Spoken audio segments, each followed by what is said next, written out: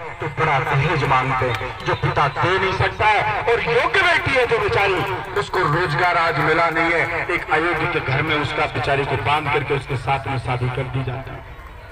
पूरी जिंदगी उपस्थिति रहती है।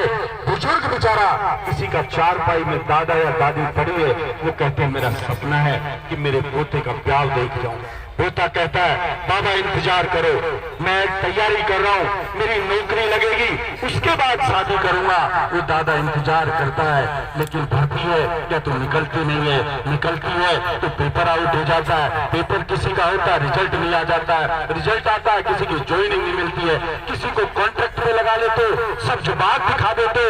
मैंने राजस्थान की विधानसभा में कहा अरे भाई ये कौन सा तरीका है आपका, किसी को भी कहते आ जाओ आपको हम ठेके पे लगा रहे हैं, आप कैसे लगा रहे हैं। वो सपना पाल लेता है, बच्चों का स्कूल में एडमिशन करा देता है, अपने माँ बाप को अच्छा खाना खिलाने लग जाता है, माँ बाप को अच्छे कपड़े पहनाने लग जाता है, फिर उसको कहते चाहिए अब आपकी नौकरी की जरूरत नहीं है। तो उसके ऊपर क्या गुजरती होगी आप सोचिए। मैंने कहा कि आप उस बुजुर्ग की जो चारपाई में पड़ा है, कभी उसकी सृष्टि को महसूस करने का प्रयास करे सरकार, कभी उस सवाल के दिल में जो पीड़ा है उस पीड़ा को महसूस करने का प्रयास करे सरकार। और सरकार कोई भी हो अगर ऐसा नहीं करेगी तो निश्चित रूप से मान के चलिए कि उसको बद्दुआ लगेगी। मैं अभी भी बात की है, मैंने अभी भी मैं बात करूंगा, और मैं कुछ कम इसलिए बोल रहा हूं, मेरे सीने में बहुत आग है, मैं बहुत कुछ बोलना चाहता हूं, लेकिन मैं जहर का घूट इसलिए पी रहा हूं कि कोई ये ना कह दे कि मैंने ये बोला इससे काम बिगड़ गया। इसलिए मैं हाथ भी जोड़ रहा हूं, जैसे महाराणा प्रताप कहते ना कि लड़ा घना हूं सहा घना, मेवाड़ी मान बचावन में, पाँच नहीं राखी रण में, सौरी रे खून बहावन में। तो पाँच तो नहीं हुआ, अगर आपके साथ न्याय नहीं हुआ तो बलजीत यादव इस शहीद स्मारक से कह रहा है कि दुनिया देखेगी कि जो इस मामले में बेकार है, इनके साथ अन्याय करा रहे, उसका अंजाम क्या होगा वो मैं दिखाऊंगा।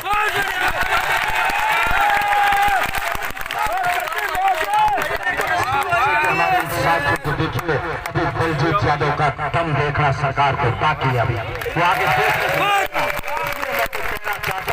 हमें मजबूर ना करो, हमें मजबूर ना करो। हम वैसे ही बहुत परेशान लोग हैं, हम बहुत सताए हुए लोग हैं, इसलिए मुश्किल के साथ हम इज्जत से स्वाभिमान से जीना चाहते हैं। इसलिए हमारे रोड़े मत रटकाओ, हमारे सपनों का खून ना करो, क्योंकि सबसे ज्यादा तकलीफ तभी इंसान को होती है जब उसके सपनों का खून होता है। इसलिए इन्होंने जो सपने सजोए इन युवा साथियों ने, इनके सपनों का खून ना करे सरकार।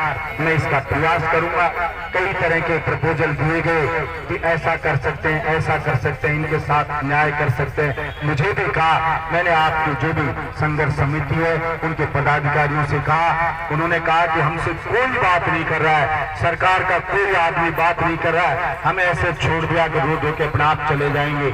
मैंने कहा बिल्कुल, कुछ लोग यही राय देते हैं कि रो धो के अपने आप चले जाएंगे, छोड़ो उनसे बात ही मत करो। तो आदमी नर्वस हो जाता है, कोई बात ही नहीं कर रहा। कुछ लोग आएंगे, आपके बीच में भी आएंगे, कर्नाटक से भी कोई आ सकता है कि मैं लिख करके देता हूँ मेरी पार्टी की सरकार बना दो तो मैं सारों को सरकारी नौकरी दे दूंगा, क्योंकि ये धंधा रहता है। लेकिन मैं इस CHA के लिए यहाँ से भी मांग करना चाहता हूँ, मैं भाजपा के लोगों से भी मांग करना चाहता हूँ कि आप सबको याद होगा, आप सब लोग इस बात को जानते होंगे कि जब OBC में मांग चली थी एक बार कि साहब हमारे को भी मांग लो, हमारे जो चौधरी भाई उन्होंने मांग करी थी हमारे को OBC में लो, उन्होंने रैली की ताकत दिखाई तो अटल बिहारी वाजपेयी जी ने कहा कि हमारी सरकार आई तो हम लेंगे, सोनिया गांधी जी ने कहा हमारी सरकार आई तो हम आपको लेंगे। इसलिए मैं कहना चाहता हूं, आप सबकी अगर ताकत को कोई मानता है तो मैं कहना चाहूंगा मोदी जी भी हमारे स्टेटमेंट दें कि अगर हमारी सरकार आई तो पहली कलम से हम CHA वालों को सरकारी नौकरी देंगे, तब हम मानेंगे हमारे साथ। और वो मोदी का सरकार है, उनके हाथ में है, वो चाहे तो आज की डेट में निर्णय कर सकते हैं कि हम आपके साथ न्याय करेंगे। इसलिए मैं तो दो पार्टियां हमारे यहाँ, दोनों पार्टियों के लिए छोड़ता हूं कि कौन सी पार्टी न्याय करना चाहती है। वर्तमान में सरकार है, उसके तो सामने है, वो बता दे ये करेंगे, और दूसरी पार्टी है वो ये बता दे, लिख के दे दे कि हम आपके साथ ये करेंगे। बाकी तो भाई राजनीति की रोटी सेकने कोई भी आ सकता है। मैं भी बड़े बड़े बोल लूं और अब किसी को फायदा उठा लूं, यही होता रहा है, क्योंकि प्राचीन काल से ये चला आ रहा है, प्राचीन काल से कि मेहनत कश के साथ हमेशा अन्याय होता आ रहा है। हमेशा से इतिहास गवाह इस बात का कि कमजोर आदमी के ऊपर ताकतवर जो अन्यायी आदमी है वो शासन करता आ रहा है क्रूरता की वजह से, क्योंकि ईमानदार आदमी क्रूरता कर नहीं सकता, वो क्रूरता से लड़ नहीं सकता, तो उसकी जो शराफत है उसको कमजोरी समझते आ रहे हैं। इसलिए हम सबको बांटते आ रहे हैं। पहले अंग्रेजों ने बांटा हम सबको, फिर राजनीतिक पार्टियां बनी देश आजाद होने के बाद तो उन्होंने बांट दिया। किसी को कहा बीजेपी वाले हैं, किसी ने कहा कांग्रेस वाले हैं, कोई कहता हम बसपा वाले हैं, कोई कहता हम सपा वाले हैं, कोई कहता हम फलानी पार्टी वाले हैं। सबको बांट दिया है, सब लोगों को, और बांट करके वो इसलिए रखते हैं क्योंकि हम एक नहीं हो सकते।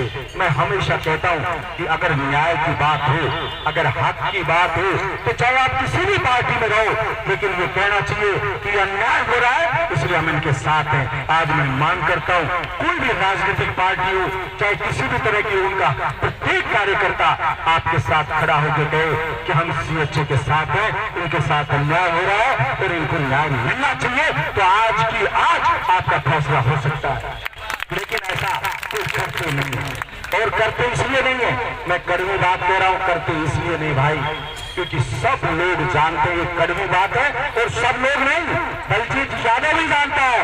और मैं जोखिम उठा रहा हूं आपके बीच में आने का, क्योंकि मैं कितने ही लोगों की आंखों की किरकिरी बन रहा हूं कि ये बार बार बलजीत यादव के चाक लगी है, निर्दलीय MLA, अकेला MLA, और फिर बार बार जाकर के उनके बीच में ये क्यों जा रहा है, उनकी आंखों की किरकिरी बन रहा हूं। फिर भी मैं जानता हूं, क्योंकि जिस दिन चुनाव आएंगे उस दिन हम सब बटे हुए नजर आएंगे। सब भूल जाओगे, आप सब भूल जाओगे कि आप 42 दिन आप पड़े रहे थे, ये सब लोग जानते हैं। और जिस दिन ये एहसास हो गया कि आप भूलोगे नहीं, उस दिन सबकी रूह कांप उठेगी।